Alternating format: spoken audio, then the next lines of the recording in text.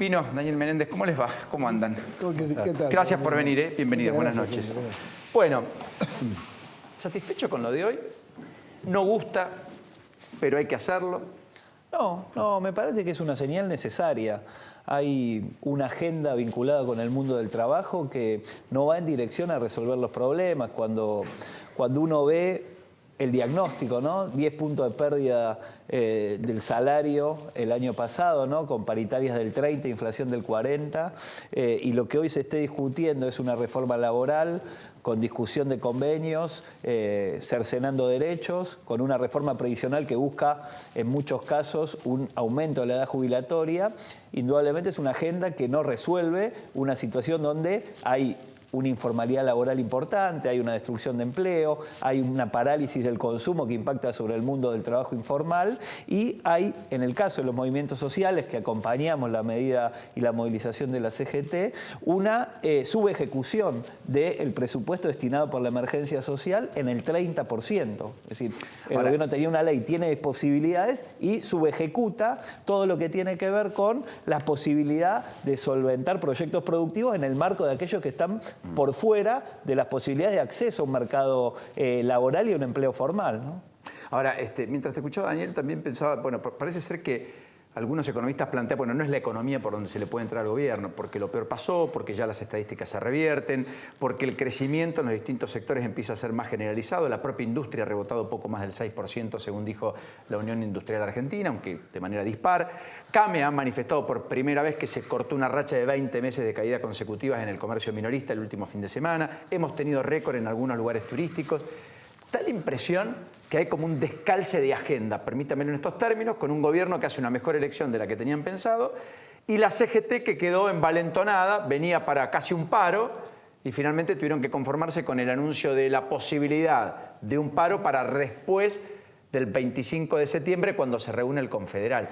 ¿Hay algo de eso o no? A mí me parece que hay que rascar un poquito y poder acceder a mirar la realidad. Y la realidad es 1/3 argentinos por debajo de la línea de pobreza, un 60% de chicos menores de 17 años por debajo de la línea de pobreza. Son datos que, digamos, los buenos anuncios económicos que se pueden presentar no llegan ni siquiera a cosquillear la modificación de ese cuadro social. Porque hacen falta políticas públicas, hace falta un Estado que intervenga, no alcanza con las inversiones, no alcanza con un rebote de la industria para, digamos, mejorar la herencia que recibió este gobierno, ¿no? Y para subsanar el deterioro que generaron las políticas económicas. Acá hay un Estado que, en términos de propuesta de políticas en el escenario económico y en el mundo del trabajo, la única propuesta para digamos, generar algún tipo de mejora económica tiene que ver con la flexibilización laboral. Es lo que han planteado de manera clara, lo han puesto en el centro de la escena, de la agenda, y me parece que, digamos, es una agenda que indudablemente no resuelve los problemas en una dirección a poder generar más empleo, a poder... Nosotros mantenemos, digamos, todos esos datos que uno no quiere ser, digamos, negar datos de gente que seguramente con buenas intenciones los presenta, pero no llega, no se percibe, se mantiene una situación difícil. ¿Qué viste hoy? En la plaza, ¿cómo observaste, cómo viviste el día y qué impresión te despierta lo que estamos sucediendo? No, yo vi una marcha importante. El primer dato, una marcha importante. Sí, por supuesto que sí. Hay que ver el hecho en su conjunto, porque si no uno termina cuestionando una marcha porque un ratón pasó, hizo pis y se fue y no limpió. Entonces, hay que ver el hecho grande. ¿Cómo sería la discusión previa entre sectores de camioneros, por ejemplo, con cierto desmán? Hay que ver las cosas grandes. Estamos en una Argentina que tiene 13 millones de pobres.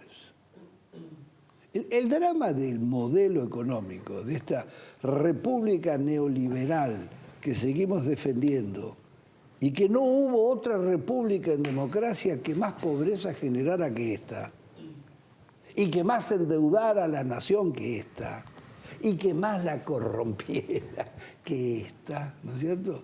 Entonces, 13 millones de pobres. ¿Pero vos entendés que hay una cuestión lineal en términos de la conducción del Estado? ¿Que han sido medianamente lo mismo? Menem, Kirchner... No son lo mismo, pero han sido muy fieles al modelo neoliberal en sus Pero el bases. kirchnerismo se jacta de otro modelo, de otro país, de otra estructura. Pero no que... todos son maestros en el uso del relato, Paulino. La matriz productiva nunca se modificó. 10 puntos en la comunicación. Acá lo que está jugando hoy en la Argentina es el talento en la comunicación. ¿Cómo puede ser posible que en todo el mundo están convencidos que ganó por paliza el gobierno y el gobierno tiene 1/3 y 2/3, 35 contra 65?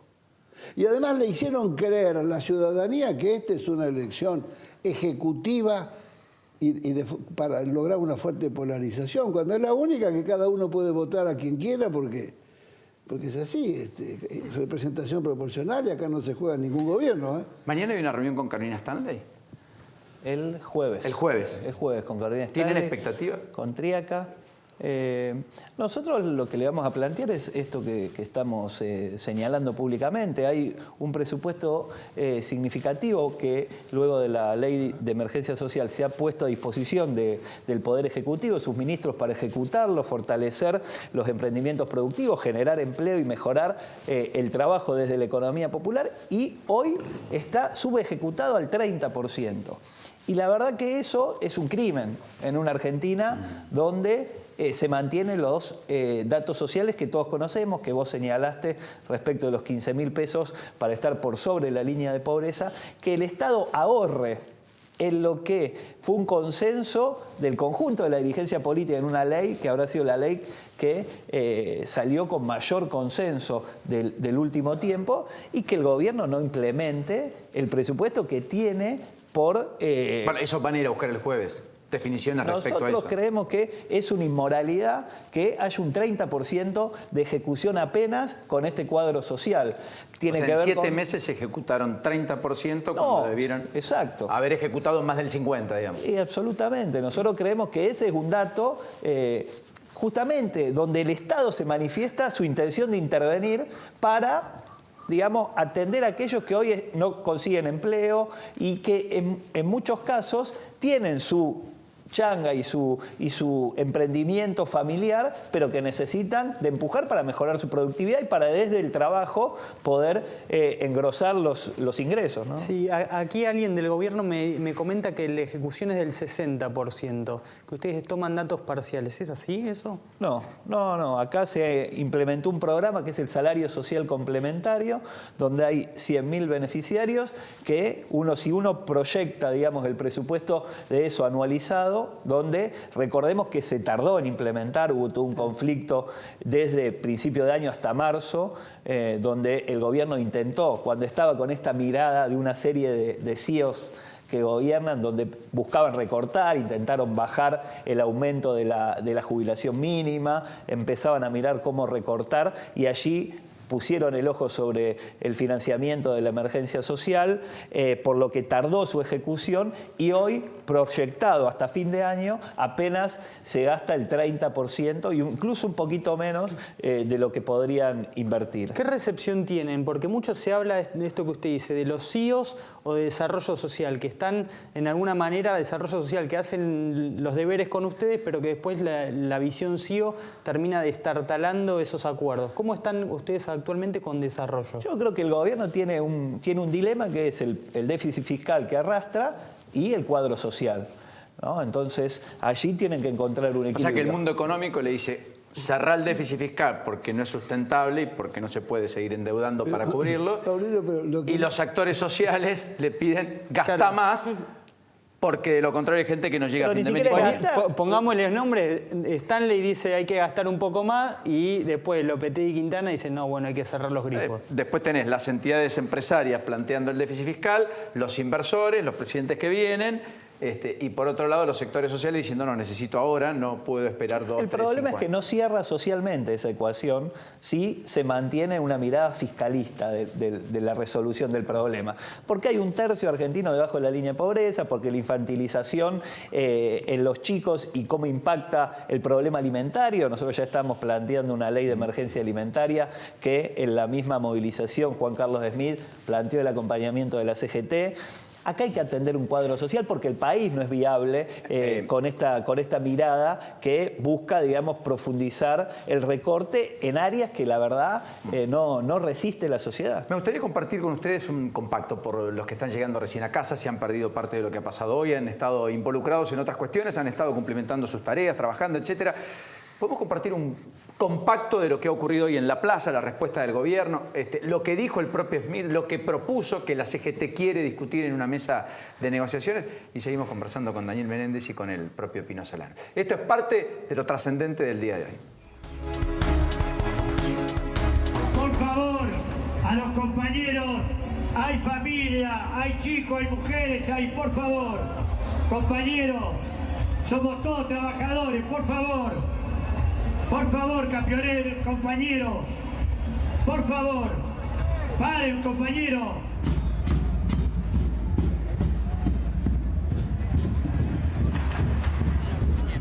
No han multiplicado los peces ni los panes. Lo que se ha multiplicado es la pobreza. Hace mucho tiempo, compañeras y compañeros, aprendimos que las recetas del Fondo Monetario Internacional y del Banco Mundial, esos consejos nos han conducido terriblemente al fracaso.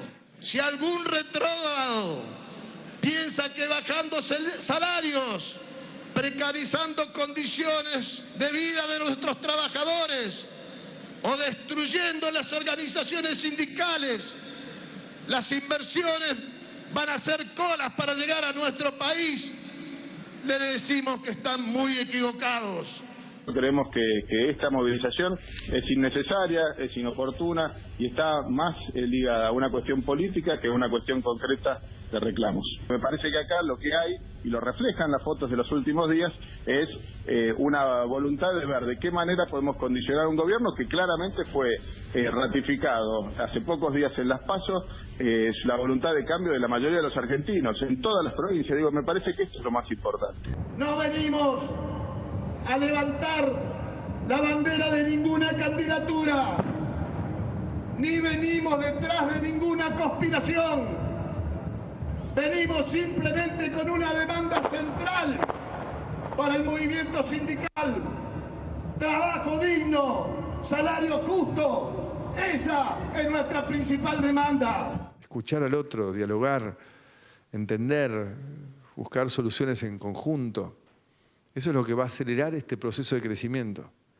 Poner la energía ahí, no poner la energía en movilizarnos a no sé qué, como hace algunas horas veíamos acá. Eso es una pérdida de tiempo. Eso realmente no nos lleva a ningún lugar. Lo que lleva es dialogar, como lo hemos hecho con los sindicatos este año y medio. Y hemos resuelto el tema de la reparación histórica, una parte del impuesto a las ganancias, temas que tenían problemas en las obras sociales. Y ese es el camino. Esta Confederación General del Trabajo ha resuelto llamar el 25 de septiembre al Comité Central Confederal para reiniciar un plan de lucha que incluya un paro general, plenarios regionales, reunión con los legisladores y todas las medidas que sean necesarias para defender el interés nacional y el interés de todos los trabajadores. Bueno, allí estaba lo más importante. Los gordos jugaron en contra y el transporte boicoteó la movilización. ¿Podría haber hecho algo más para que esto fuera más voluminoso? No sé, en detalle no lo sé. Yo lo que veo es una convocatoria importante y un indudable interés del gobierno en partir o en generar fisuras al interior de la CGT, y me parece que la movilización de hoy ha dado una respuesta importante y que todos tenemos expectativa en una continuidad, no para fomentar el conflicto por el conflicto mismo, sino para encontrar un marco de discusión racional, donde las inversiones lleguen pensando en el trabajo, donde el trabajo sea respetando los derechos y con salarios dignos, y donde pueda haber una integración de los trabajadores más humildes en un escenario racional, donde no haya un fomento a la timba financiera vía inversiones que llegan y luego se vuelven a sus países de origen con ganancias fabulosas, y aquí quedemos con las mismas penurias de siempre. Pino, ¿qué te pareció la respuesta del gobierno? No, el gobierno me parece una respuesta absolutamente manipuladora e irresponsable. ¿Qué dijo el gobierno? Sinceramente, Paulino. Bueno, acá dijo, creció el empleo. Pero no, por favor, ¿qué creció el empleo? Es Dice mentira. que se crearon 50.000 puestos de trabajo en el sector privado en el último año y 43.000 en el último trimestre del año pasado, la tasa de desocupación era de cerca del 7%. En el primer trimestre de este año terminamos con 9,2 de desocupación. Son mentiras. El gobierno miente descaradamente. El análisis que se habla de crecimiento industrial, no. Vamos a hacer un análisis pormenorizado. ¿Quiénes crecen? ¿Dónde están las pymes que son las generadoras de empleo? Argentina con este modelo no es viable, deben convencerse. Se le está haciendo un daño muy grande a la Argentina, que va a ser muy difícil de recuperar. ¿Es peor que el modelo kirchnerista? Económicamente esto es un verdadero desastre. Esto es Martínez Dios, esto es Cavallo. Endeudamiento para tapar el déficit fiscal. Capitales golondrinas que entran y salen con tasas del 26% en dólar. Eso es un verdadero disparate, sinceramente. Y se compran 1.500 vagones y 176 trenes completos, llave en mano, sin transferencia tecnológica, que significa la pérdida de decenas de miles de puestos de trabajo. Todo esto por la reconversión ferroviaria. Eso es sepultar la industria ferroviaria. Pero pasaba antes y pasa ahora. ¿Pero cómo antes? ¿Cuándo? Argentina tuvo una industria... En el último tiempo. No, por supuesto, no. Menem destruye los ferrocarriles, saca el 80%, el 85% suspende de los trenes interurbanos. Ninguno se animó a reconstruirlo. Kirchner prometió y no lo hizo. Randazzo y Cristina son los primeros que firman acuerdos con China para comprar trenes llave en mano a China sin licitación. En un gran negociado comercial capitaneado como gestor por Franco Macri. Hablando de eso, por la compra de tren chatarra también va a ir a juicio oral, se lo va a pedir el juez cerró la investigación, Martínez de Giorgi, Julio De Vito, ¿no? Sí, lo decíamos en los títulos de hoy. No me quería perder porque acabamos de entrar. Sí, que Julio De Vito. Yo tenía una pregunta para Pino, ya que estamos, porque usted junto a Enrique Vial hizo una denuncia por el tema de las represas Néstor Kirchner y Jorge Zepernik. Y el día viernes se conoció que la fiscal Ochoa imputó a Aranguren, a Laura Alonso y a Marcolini. ¿Cuánto te agradezco que lo digas? Bueno, es la especialista en judicial, está en todos esos menesteres. No pierde detalle, Pino. Paulino, estuvimos en 2 audiencias en el Senado, donde vino Aranguren, vino Marcolini. Nosotros hicimos una denuncia. En ninguno de los temas que participamos lo hacemos si no hay chequeo y lo hacemos con grandes especialistas. La verdad, una vergüenza. Uno que hace un análisis de impacto ambiental en una consultora privada, que luego al frente de la consultora oficial ratifica su propio informe y nombrado subsecretario de Recursos Hidráulicos, la verdad, absolutamente atropellar la ley de ética pública. Aranguren, ¿dónde estás, Laura Alonso? ¿En qué escritorio te escondés? La titular de la Oficina Anticorrupción. Pero por supuesto, ahora, sinceramente, es un enorme daño que se le está haciendo al país. ¿Qué le decís vos a los cientos de miles de ferroviarios que esperaban la reactivación de la industria? No lo hizo, por supuesto, no lo hizo Mena, la destruyó, no lo hizo De la Rúa, no lo hizo Duhalde, no lo hizo Kirchner, a pesar de llegar a Tafí Viejo y decir, empieza. Este país es inviable sin ferrocarriles, Paulino, hay que decirlo una vez por todas. Es inviable. El costo del transporte en las rutas, 640.000 viajes de camión para llevar la cosecha a Puerto San Martín. Vale más caro de Formosa a Puerto San Martín que de Puerto San Martín a Rotterdam. Es inviable la Argentina sin ferrocarriles y no tiene proyecto ferroviario. Sin ferrocarriles y sin barcos, con los ríos internos que tenemos. Digamos. En noviembre pasado se votó un proyecto nuestro de reconstrucción de la Marina Mercante y la industria naval, por unanimidad en el Senado. 2 años de trabajo con todos los sectores que participan. Está parado por Cambiemos en la Cámara de Diputados. Parado. Ahora, ¿qué destino tiene la Argentina? El costo argentino es elevado. Acá no hay inversiones por varias cosas. Entre otras cosas, ¿por qué yo voy a invertir, Pino, yo extranjero, arriesgar en la Argentina si los empresarios argentinos todavía no están convencidos y no entran sus capitales? Y te digo lo siguiente, el costo argentino es caro. Tenemos la energía el doble y casi el triple que en América Latina. ¿Cómo podés producir? Esto no lo dice solo Pino, lo dice Paulo Roca en un seminario en Estados Unidos en abril. No quiero despedirte, Pino, porque mientras hablabas me acordaba. Hoy se dio el conocer el dato del déficit fiscal del gobierno. El déficit fiscal primario cayó poco más del 9%, cerró en 22.000 millones en el transcurso del mes de julio. Recursos que aumentan por encima del nivel de gasto por primera vez en mucho tiempo, eso fue lo que dijo Duhovne, más de 28% aumento de recursos, poco más del 22% en aumento de gastos. El acumulado del déficit fiscal primario está en los 166.000 millones, pero claro, luego si uno computa el interés de la deuda, que ha aumentado exponencialmente, uno está en 32.000 millones por mes en julio. Entonces, digamos, el déficit dicen lo que más ocupa y preocupa a Macri, y hablan de un proyectado, algunos, de hasta 600.000 millones este año. ¿Qué opinión te merece? Disparate absoluto lo que me estás contando. ¿A dónde vamos con ese modelo? Lo que pasa es que lo otro sería un ajuste feroz, recortar 600.000 millones de pesos del gasto. Hay que cambiar de modelo, Paulino. No se puede resolver esto solamente con la óptica económica monetarista, por favor. Tenés que cambiar de modelo, tenés que recuperar la energía. Tenés que subirte al caballo, ¿no es cierto? Y defender el interés del país. ¿Por qué la Argentina sigue en el CIADI? ¿Me podés decir? Esa es una traición a la Argentina. Las resoluciones del CIADI, que es una simple oficina de arbitraje del Banco Mundial, los abogados no es el jurado de primera línea mundial, no es la Corte de la Haya, son los abogados de las empresas. Y ahí perdimos siempre, además. Las resoluciones son inapelables, obligatorias y definitivas. Argentina hace décadas que ha perdido el derecho a la defensa. ¿Le vas a pagar a Marsans? Te gana Marsans. ¿No leíste?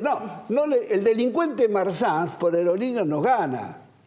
Ahora una de las grandes aseguradoras del mundo, he leído ayer o antes de ayer, no me acuerdo si es Nación o Clarín, ahora vamos a demandar en el CIADI de la Argentina por las AFJP. ¿Pero cómo? ¿Esperó tantos años para darse cuenta? No, es que ahora tenemos seguridad de cobrar. Ay, ay, ay. Gracias, Pino. Daniel, suerte en el encuentro del jueves. Gracias, Muchos éxitos. Gracias por venir. Sé que ha sido un día largo, intenso. Lo veía con la misma ropa, la misma campera, hoy a las 3 de la tarde arriba del palco, atrás de Smith hablando. Y decía, pobre Daniel, ha empezado temprano y ha terminado tarde.